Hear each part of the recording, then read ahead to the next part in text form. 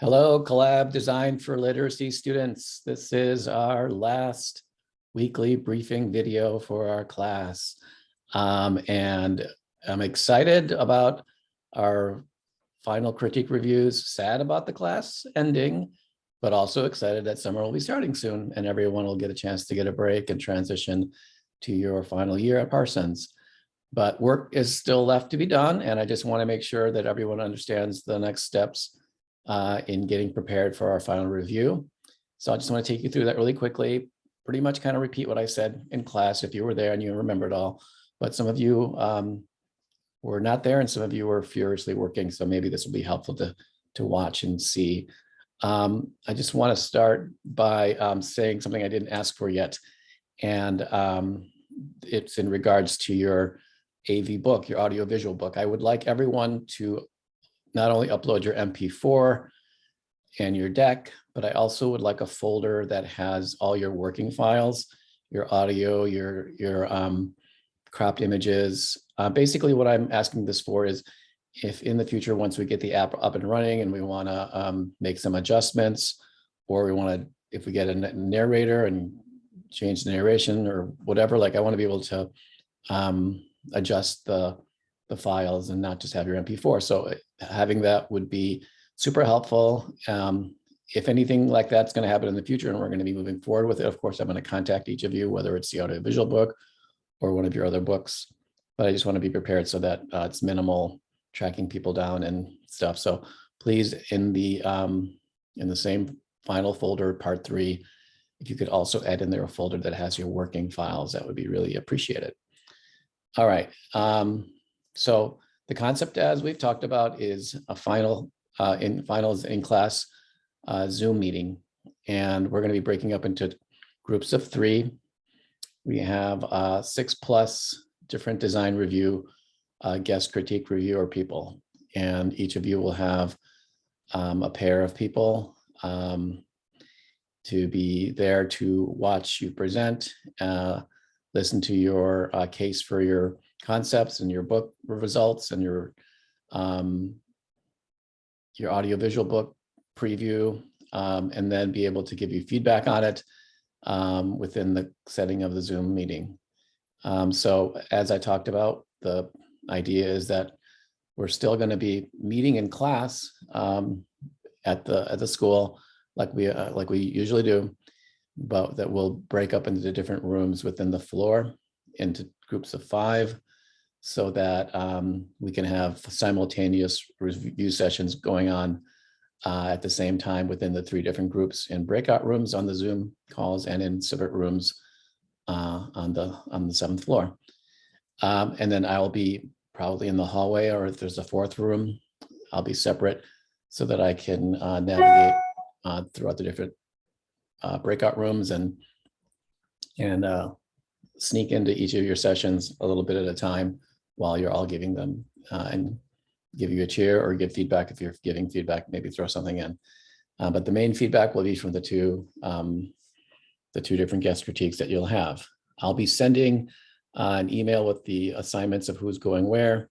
And the main reason that we're not just going to all go Zoom, there's 2 reasons. One, I want to see you guys one last time and say goodbye. And the second one is that we'll have your storybooks as well as the any extra books anyone has ordered for your baby board books. So there'll be some books to take home. And that's going to mean that we just need to be in there. If something comes up and you can't make it, contact me. I'm not encouraging that, but if that just happens, just let me know and we'll work out how to get your books. But I don't want to miss out on having you be in class. It's important to be there and important to be as prepared as possible. So in order to be prepared as possible, just here's a punch list of what should be done. Basically, you're going to spend about 20 minutes total, 10 to 15 presenting and 10 to 15 presenting and 5 to 10 getting feedback. And what you'll need to do is make one single Google Slides or PowerPoint deck that has all 3 of your projects consolidated into a seamless presentation that takes participants through each of your projects in a little more scaled down way than how you had presented it initially for the finals for each of those projects.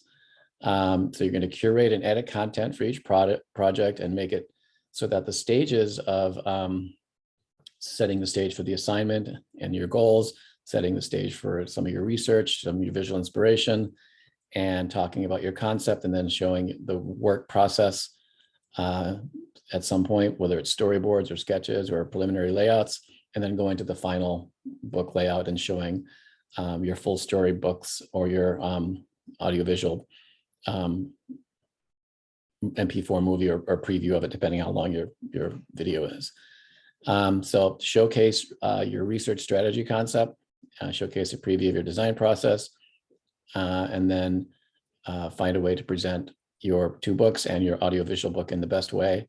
The key here is just to not be too hot or not be too cold, but be just right, meaning not go too fast and skip all the important parts and just show your layouts and kind of devalue your work by not talking about your process and talking about how you came up with your approach and the way you created your illustrations or your design method or whatever it's special about your book. Like, make sure you give that kind of value to your story that you're making for each of your projects. And this is a chance, like I said in class, it's really important to be able to speak about your work, to advocate for your ideas, to inspire people by talking about your process in a way that engages them, that gets them interested in wanting to know what the next slide is going to be because of how you're building up the suspense and presenting the pieces of your idea and then seeing them come together in your final spread. So think in that way, think in a way that you're also talking to people who aren't, for the most part, there's 2 people that are designers, but the rest aren't designers, and some aren't even adults. So you're going to have a variety of regular people, or a mom or a dad or a designer or a kid. No little kids, just kind of, I mean, some are young, but there's a teen and there's a couple of tweens, depending on your group. So just be prepared to kind of talk about your book more away from the typical design jargon that you might be doing in a lot of your reviews, and talk about it in the sense of speaking to an audience member, someone who would be engaging with the book as a parent, as a caregiver, kind of how we worked with Demi. And in fact, Demi is one of the judges for one of the groups. Okay, so I've got all this stuff up on Canvas, including a link that has examples of what this presentation could be from last year's class. I have 4 up there. I have 2 here that I can just zoom through really quickly, but basically it's the same idea. Have a nicely designed template. You should obviously utilize what you've already done and repurpose it, but the idea of having a good, neutral, simple, modern framework for your work to be on, to focus on the text, but not to take too long. Do not sit there reading this text, things like that. Like, stick to the high points. And in this example, they're listing the 3 different projects, like what's coming with my presentation are going to be 3 different projects. And then go through each one, talk about your design concept. Remember, there's setting the framework for the audience, like who is the audience, who is your intended audience for your book.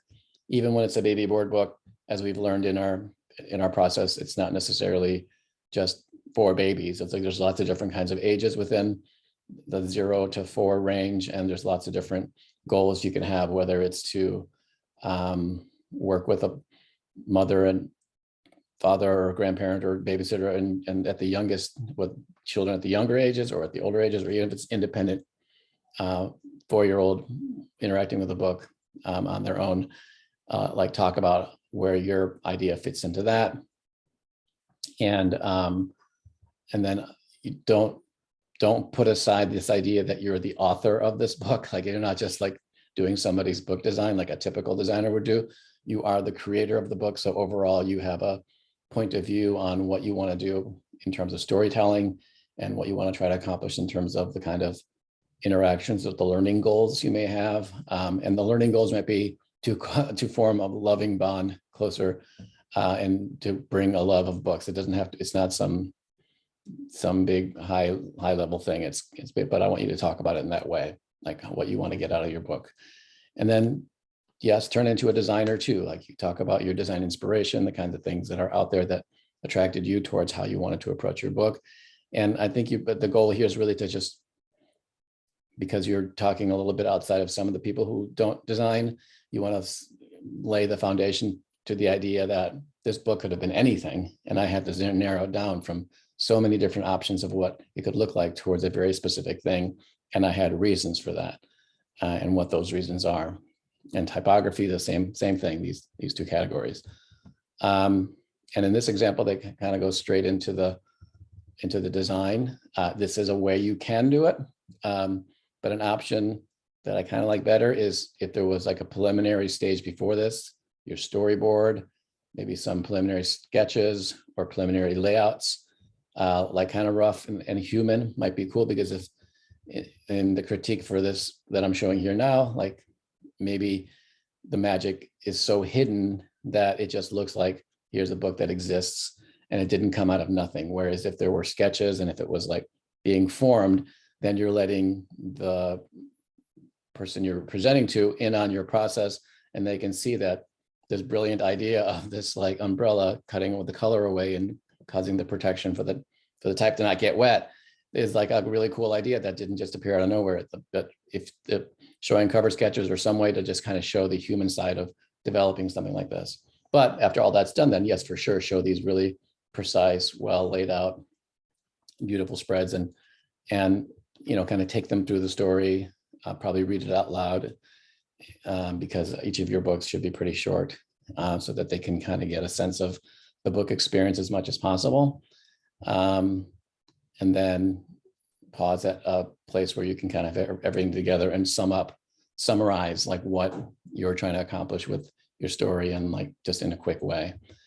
And then repeat this process again for your storybook. And here there's more of a complicated storyline that you need to talk about, and the fact that you selected something from a prompt that I gave you, or that you found something on your own, or that you wrote something on your own.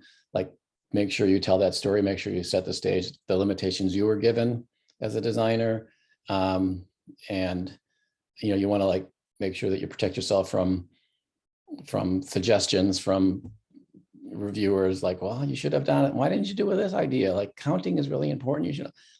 You have to say, like, we were asked to create a book that utilized a classic story from literature or from mythology in various cultures, and that Dirt's goal is to kind of keep those ideas from time immemorial, keep those ideas in the culture, keep the experiences of people from way back in the past, the learning that they've done to get through the life experience, navigation tools from those stories that provide us in the present with a smart way to not just learn how to read, but to also learn how to understand the realities of life, the difficulties, the disappointments, the failures, the successes, the love, like all of it. And that the stories are meant to try to do that. So try to set that up for them so that they're understanding why you're telling a story from a long time ago.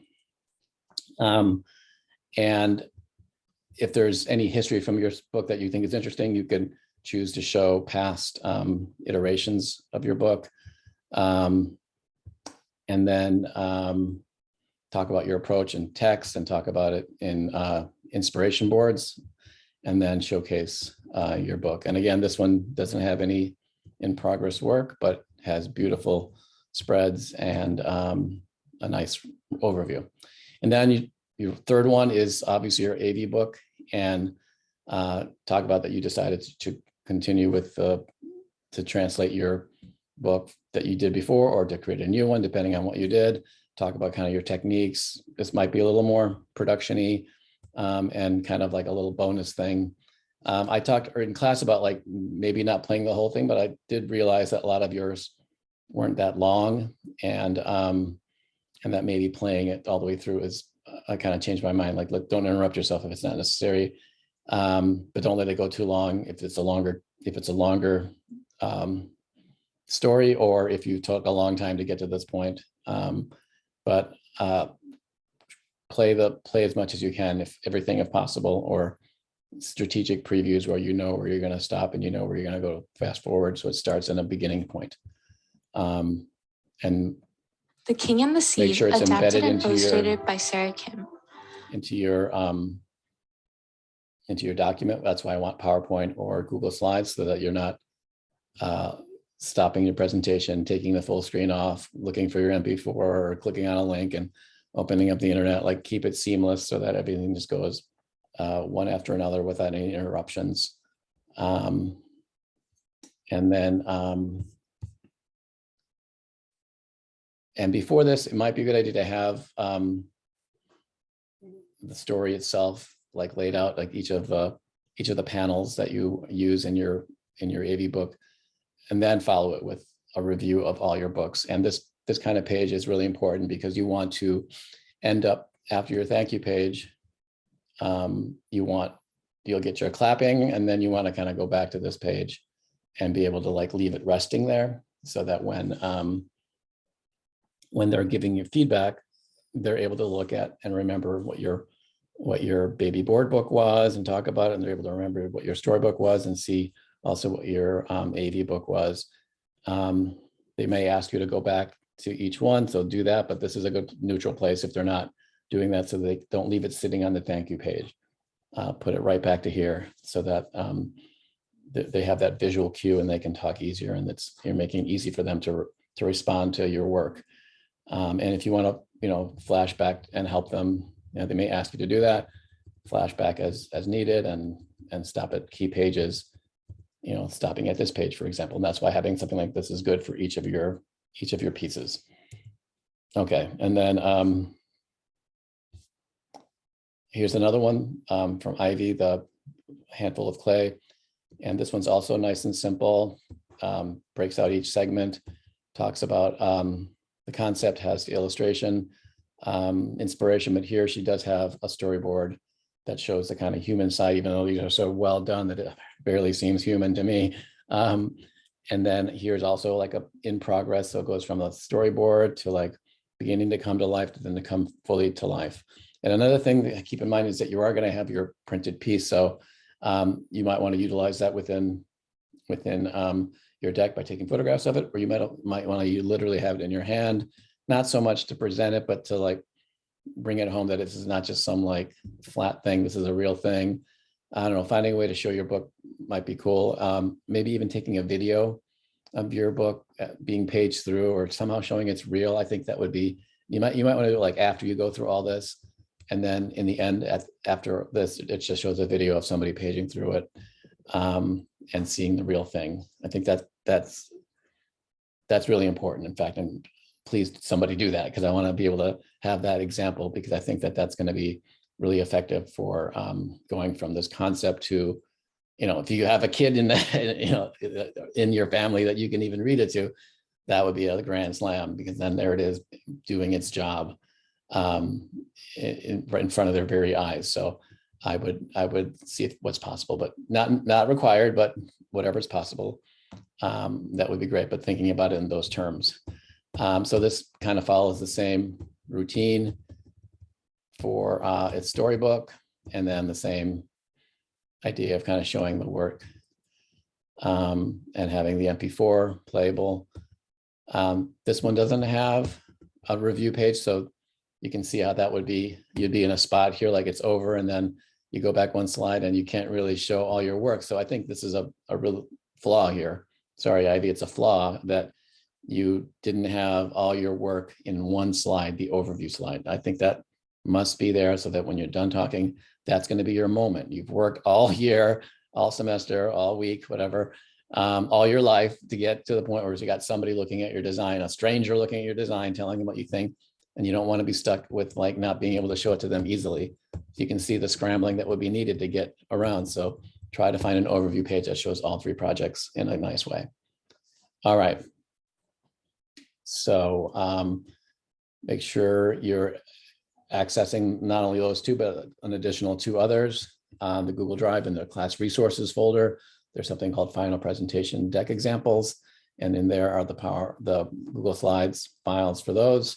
So you can just look at those on your own. And make sure that you also put your final presentations on the Google Drive before class starts. I don't want you working on it in class. Like, that was a really bad sign when somebody shows up in their laptop and they're frantically working. Don't let that be you. Oops.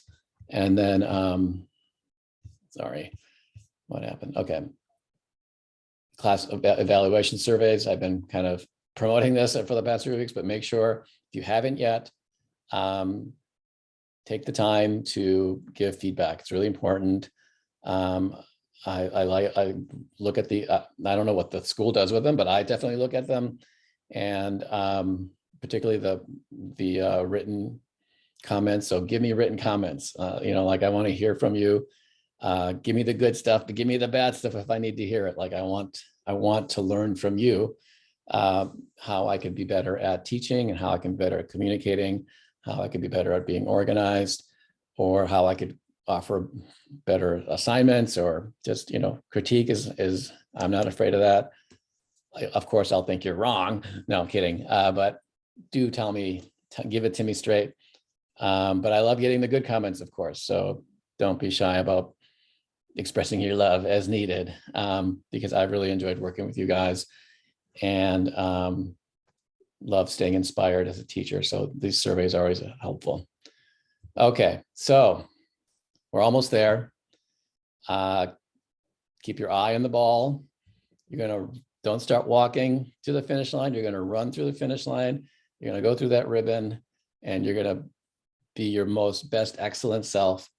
All of you have worked so hard and have created such amazing work. I'm beyond proud of each of you at how hard you've worked, and how you've listened to me and followed the direction I've given, and at times broken the rules in a good way. Like, that is so important. And I'm just inspired by the work you guys have been doing, and just want to see this really successful day on Thursday, where each of you have prepared and have your finished pieces ready to show, and you go through it and tell your stories and show your work and get great feedback from everybody. And that we end the semester just at a high point, and that you leave knowing that that you can do anything. Like, before you started this class, I don't think any of you were authors of children's books, and now you're at least authors of 2. And that's incredible. That's amazing. And if you can do this well on just your first one, imagine if you just kept doing it, or imagine if you took on anything else that was of interest to you. Doesn't have to be children's book, but this design process, even outside of designing, this process we have, this gift we have as designers, this way of thinking, this way of analyzing, this way of being objective to things, and being able to jump into something that is outside our wheelhouse, and then be able to understand it, create a concept around it, and create a prototype, and then make it real. You can do that. You've demonstrated that here in this class. It's for real. It worked. Whether you made the right choice as design students, you're at the right school, you're heading towards a great future. And just have that moment, have those books in front of you, share them with your family, and sit back and just have that moment where you say, yes, I did this, and I can do so much more. And I know you will. So thank you, everybody. And we will see you in class. Reach out if you need any help in the meantime, or have any questions. But I look forward to seeing you guys all on Thursday for the last time. And we'll see you all then. Bye.